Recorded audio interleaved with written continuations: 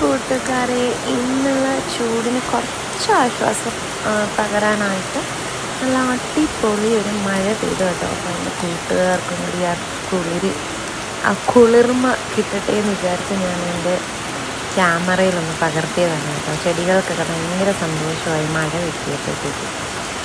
അങ്ങനെ കുറേ നേരം മഴയൊക്കെ നോക്കി ആസ്വദിച്ച് ഇങ്ങനെ നടക്കുമായിരുന്നു. അപ്പോൾ എൻ്റെ പൂച്ചക്കുട്ടിക്ക് മഴ ഇഷ്ടപ്പെട്ടു കേട്ടോ. അവളും എൻ്റെ കൂടെ വന്നിരുന്ന്, അവളന്നേ വായിൽ കയറത്തുള്ളൂ, അവളല്ല, അവന് എൻ്റെ കൂടെ വന്നിരുന്ന് മഴയൊക്കെ ആസ്വദിച്ചു കേട്ടോ. മനുഷ്യരെ പോലെ തന്നെ മൃഗങ്ങളും പ്രകൃതിയും എല്ലാത്തിനും ചൂടാണിപ്പോൾ. അപ്പോൾ ധാരാളം വെള്ളം കുടിക്കുക, ഹൈഡ്രേറ്റഡ് ഇരിക്കുക, പിന്നെന്താണ് ഫ്രൂട്ട്സ് ധാരാളം കഴിക്കുക, അതൊക്കെ എല്ലാവർക്കും അറിയാമല്ലോ. അപ്പോൾ എന്തായാലും നല്ലൊരു അടിപൊളി മഴയത്ത് നമുക്ക് നല്ല സ്പൈസി ആയിട്ടുള്ള, ഒത്തിരി സ്പൈസല്ല, ഇവിടെ കറി വെച്ച എല്ലാവർക്കും പരാതിയാണ്, ചാറ് വേണം. അപ്പോൾ ഇനി എങ്ങനെയൊക്കെ ഞാൻ തലകുത്തി വെച്ചിട്ടും എനിക്ക് ചാറ് കിട്ടുന്നില്ല. അപ്പം ഞാൻ വിചാരിച്ചു എന്തായാലും കഷ്ണം ആർക്കും വേണ്ട, ചാറ് മതി. എങ്കിൽ ശരി, നല്ല ചാറോട് കൂടിയ ചിക്കൻ വയ്ക്കാം എന്ന് വിചാരിച്ചു. അപ്പോൾ ഈ മഴയും എല്ലാം കണ്ടുകൊണ്ട് എനിക്ക് അടുക്കളയിൽ നിന്നാൽ നേരത്തെ ഞാൻ കാണിച്ച വ്യൂ എല്ലാം എനിക്ക് കാണാൻ പറ്റും. അവിടെ ഒരു ഗ്ലാസ് ഉണ്ട്, ആ ഗ്ലാസ്സിൽ കൂടി. അപ്പോൾ അതെല്ലാം കണ്ടുകൊണ്ട് ഞാൻ 2 കോഴി ഫുൾ മേടിച്ചായിരുന്നു. ഞാനിപ്പോൾ ഇങ്ങനെയാണ് കോഴി മേടിക്കുന്നത്, കട്ട് ചെയ്ത് മേടിക്കത്തില്ല. ഇങ്ങനെ മേടിക്കുന്നത് എനിക്കിഷ്ടം. എന്നിട്ട് എനിക്കിഷ്ടമുള്ള പീസസ് ഞാൻ കട്ട് ചെയ്തെടുക്കും. എല്ലാം കട്ട് ചെയ്ത് ക്ലീൻ ചെയ്ത് വിനാഗിരിയൊക്കെ ഒഴിച്ച് നന്നായിട്ട് കഴുകി, എത്രയോ വെള്ളത്തിൽ കഴുകി എന്ന് വേണം പറയാം. അങ്ങനെ ബാക്കിയെല്ലാം ഫ്രിഡ്ജിലേക്ക് ഇട്ടിട്ട് ഒരു 40 പീസസ് എടുത്തു വെച്ചിട്ടുണ്ട്.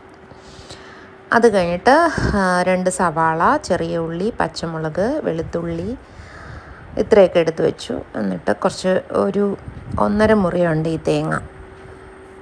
ഇതൊന്ന് റോസ്റ്റ് ചെയ്യണം. ഭയങ്കര അങ്ങ് എന്താ പറയുക, ഭയങ്കരമായിട്ടങ്ങ് വറുത്ത് നമ്മൾ തീയലിനൊക്കെ അരയ്ക്കും പോലെ അങ്ങനെ ഭയങ്കര അങ്ങ് ഗോൾഡൻ ബ്രൗൺ കളറൊന്നും ആവണ്ട. ജസ്റ്റ് ഈ തേങ്ങയുടെ ആ ഒരു എന്താ പറയുക, ആ ഒരു കളറൊന്ന് ജസ്റ്റ് ഒന്ന് മാറിയാൽ മതി, പച്ച മണമൊന്ന് മാറിയാൽ മതി. അപ്പോൾ എനിക്ക് എമർജൻസി ആയിട്ട് അറ്റൻഡ് ചെയ്യാണ്ട് ഒരു ഫോൺ വന്നു കേട്ടോ. അപ്പോൾ ഞാൻ അതിൻ്റെ പുറകെ പോയതുകൊണ്ട് എനിക്ക് ഈ ചെറിയ ഉള്ളിന്ന് ഇടുന്ന സംസാരിക്കുന്നതിൻ്റെ ഇടയിൽ തന്നെ ഞാൻ എല്ലാം ഇട്ടു കേട്ടോ. അതാണ് കാര്യം. എന്തായാലും ഞാൻ വിശദമായി തന്നെ പറഞ്ഞു തരാം. ഇതിനകത്ത് വെളുത്തുള്ളിയുണ്ട്, നേരത്തെ ഞാൻ എടുത്ത് വെച്ചിരുന്ന വെളുത്തുള്ളിയുണ്ട്, ഇഞ്ചിയുണ്ട്, പിന്നെ ചെറിയ ഉള്ളിയുണ്ട്, ഇത്രയും. പിന്നെ കറിവേപ്പില, നിറയെ കറിവേപ്പിലയൊക്കെ ഇട്ട് അതിൻ്റെയും പച്ചമണം മാറുന്നത് വരെ ഒന്ന് വാട്ടിയെടുക്കണം. ഞാൻ പറഞ്ഞില്ലേ, ഒത്തിരി അങ്ങ് വാട്ടിയെടുക്കേണ്ട ആവശ്യമൊന്നുമില്ല. പിന്നെ ഇതിനകത്ത് കൂടുതൽ നമ്മൾ മല്ലിപ്പൊടിയാണ് സാധാരണ, നമ്മൾ ചിക്കൻ വയ്ക്കുമ്പം കുറച്ച് മല്ലിപ്പൊടിയല്ലേ യൂസ് ചെയ്യുള്ളൂ. ഇതിനകത്ത് ധാരാളം മല്ലിപ്പൊടി വേണം. ഗരം മസാല, പെരുംജീരകം പൊടി, ഗരം മസാല ഇടാം. പെരുംജീരകമാണ് കുറച്ച് മുന്നിട്ട് നിൽക്കാനുള്ളത്. പിന്നെ ചെറിയ ജീരകം, പിന്നെ സാജീരകം, ഈ 3 ഞാൻ ആഡ് ചെയ്ത് കേട്ടോ. എല്ലാം കൂടി ഇട്ട് എന്നിട്ട് നന്നായിട്ട് റോസ്റ്റ് ചെയ്തെടുക്കുന്നുണ്ട്. അത് കഴിഞ്ഞിട്ട് ഇതിനകത്ത് ഞാൻ മല്ലിപ്പൊടിയാണ് കൂടുതൽ ആഡ് ചെയ്യണത്. ഇതിൽ ഞാനൊരു 2 ടേബിൾ സ്പൂൺ മല്ലിപ്പൊടി ആഡ് ചെയ്തിട്ടുണ്ട്.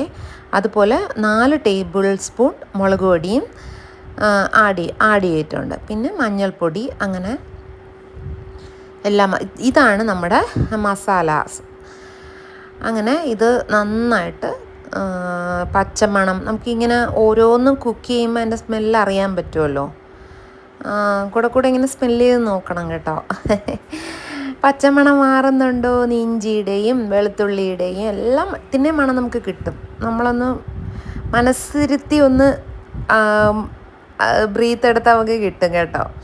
അപ്പം മൂക്കണ്ട, പച്ചമണം മാറിയാൽ മതി. അത് കഴിഞ്ഞിട്ട് അപ്പം ഞാൻ മല്ലിപ്പൊടിയുടെ മുളക് പൊടിയുടെ അളവൊക്കെ പറഞ്ഞിട്ടുണ്ട്. തേങ്ങ ഞാനിവിടെ 1.5 മുറിയാണ് എടുത്തത്. ചെറിയ ഉള്ളി ഒരു പിടിയാണ് എടുത്തത് കേട്ടോ. എൻ്റെ കയ്യിൽ ഒരു പിടി, അല്ലെങ്കിൽ ഒരു ഗ്ലാസ് ചെറിയ ഉള്ളി. ഓക്കെ. അത് കഴിഞ്ഞിട്ട് വെളുത്തുള്ളി ഒരു തോടം വെളുത്തുള്ളി ഞാൻ അവിടെ എടുത്ത് വെച്ചത് നിങ്ങൾ കണ്ടാണോ. ഇഞ്ചി അതുപോലെ ഒരു മീഡിയം സൈസ് കഷ്ണം ഇതെല്ലാം അരിഞ്ഞ് ഇതിനകത്തിട്ടിട്ടുണ്ട്. എന്നിട്ട് ഇനി നമ്മൾ ഇതിനകത്ത് വേറെ മസാലാസ് ഒന്നും ആഡ് ചെയ്യുന്നില്ല. പിന്നെ എന്താണ് ആ കുരുമുളക് ഇടുന്നുണ്ട്. കുരുമുളക് നമ്മൾ ഇടുന്നുണ്ട് കേട്ടോ. കാരണം ഇങ്ങനെ നമ്മൾ ഇങ്ങനെ തേങ്ങ ഇങ്ങനെ ആക്കി വയ്ക്കുമ്പോഴത്തേക്കും നന്നായിട്ട് ആ ചാറ് കിട്ടും നമുക്ക്. അപ്പം നമുക്ക് എന്തെങ്കിലും പുട്ടോ അപ്പം അങ്ങനത്തെയൊക്കെ കഴിക്കാനായിട്ട് നല്ല ഇതിൻ്റെ കൂടെ ഇത് ടേസ്റ്റാണ് കേട്ടോ. പെറോട്ടയുടെ കൂടെ ഭയങ്കര ടേസ്റ്റാണ്. പിന്നെ ഗോതമ്പ് പുട്ട് അതിൻ്റെ കൂടെ നല്ല ടേസ്റ്റാണ്. ചോറ് എല്ലാത്തിൻ്റെ കൂടെ നല്ല ടേസ്റ്റാണ്. എന്തായാലും ഇതിവിടെ ഹിറ്റാവും എന്ന് എനിക്ക് നല്ല ഉറപ്പുണ്ട്. കാരണം എപ്പോഴും പരാതിയാണ് ചാറില്ല എന്നും പറഞ്ഞിട്ട്. ലാസ്റ്റ് കഷ്ണം അവിടെ കിടക്കും, ചാറ് മാത്രം കൊണ്ടുപോകും. അതാണ് അവസ്ഥ. എന്തായാലും അത് തണുത്തതിന് ശേഷം നമുക്ക് നന്നായിട്ട് അരയ്ക്കണം. മഷി പോലെ അരയ്ക്കേണ്ടതുണ്ട്. അപ്പം ഞാനതവിടെ തണുക്കാനായിട്ട് മാറ്റി വയ്ക്കുന്നുണ്ട്. അതിന് ശേഷം കുറച്ച് വെളിച്ചെണ്ണ തന്നെ ഒഴിച്ചിട്ട് ഇടയ്ക്കിടയ്ക്ക് നമ്മളത് ഇളക്കി കൊടുക്കണം കേട്ടോ. നമ്മൾ തീ ഓഫ് ചെയ്താലും അതിൽ ചെറിയ ചൂട് കാണും. അപ്പം അതുകൊണ്ട് നമ്മൾ പൊടികളൊക്കെ ഇട്ടില്ല. അപ്പോൾ ജസ്റ്റ് നമ്മൾ മാറ്റി വെച്ചിരിക്കുന്ന ആ തണുക്കാനായിട്ട് മാറ്റി വെച്ചിരിക്കുന്ന അത് ഇടയ്ക്ക് നമ്മളൊന്ന് ഇളക്കി കൊടുക്കണം. ഇളക്കി എല്ലാം ഒന്ന് ഈവനാക്കി വെച്ച് കഴിയുമ്പോഴത്തേക്ക് അതവിടെ ഇരുന്ന് തണുത്തോളും. നന്നായിട്ട് തണുത്തതിന് ശേഷം നമ്മൾ പൊടിച്ചെടുത്താൽ മതി കേട്ടോ. അത് കഴിഞ്ഞിട്ട് ഉള്ളിയും പച്ചമുളകും ഇട്ട് വഴട്ടുവാണ്. ഞാൻ കടുകൊന്നും വറുത്തില്ല. കടുക് വറുക്കണമെന്നുള്ളവർക്ക് കടുക് വറുക്കാം. ഞാൻ കടുകൊന്നും വറുത്തില്ല. പിന്നെ നമ്മൾ ഈ ഓയിൽ ഈ സമയത്ത് ഈ ഉള്ളി വഴട്ടാൻ വേണ്ടി മാത്രമാണ് കുറച്ച് ഓയിൽ ചേർക്കുന്നത്. എന്നിട്ട് ഇതിനകത്ത് നമ്മളിനി ഉപ്പിടും കേട്ടോ. ഉപ്പിട്ടതിന് ശേഷം ആണ് നമ്മൾ ഈ സവാള ഇടുമ്പോൾ തന്നെ ഉപ്പ് ഇടും. അതിനുശേഷം നമ്മൾ ഈ തൈര് ഒഴിച്ചിട്ടാണ്. ഇതിപ്പം അധികം പുളിയുള്ള തൈരായാലും കുഴപ്പമില്ല. പക്ഷേ ഇതിപ്പം ഒരു ഗ്ലാസ്സില്ല, അര ഗ്ലാസ് തൈര് കാണും. അത് അത്രയും ഒഴിച്ച് നന്നായിട്ട് അരച്ചെടുക്കണം. തൈര് കൂടെ വെള്ളവും ചേർത്ത് അരച്ചെടുക്കാം കേട്ടോ. കാരണം നമ്മൾ ഇതെല്ലാം മൂത്ത ഇതാണല്ലോ, അതുകൊണ്ട് വെള്ളം ഒഴിച്ച് അരയ്ക്കുന്നതിന് കുഴപ്പമൊന്നുമില്ല.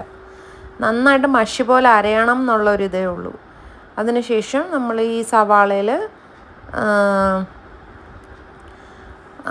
നേരത്തെ ക്ലീൻ ചെയ്ത് വെച്ചിരിക്കുന്ന ചിക്കൻ ഇട്ട് നന്നായിട്ട് വഴറ്റിയെടുക്കണം.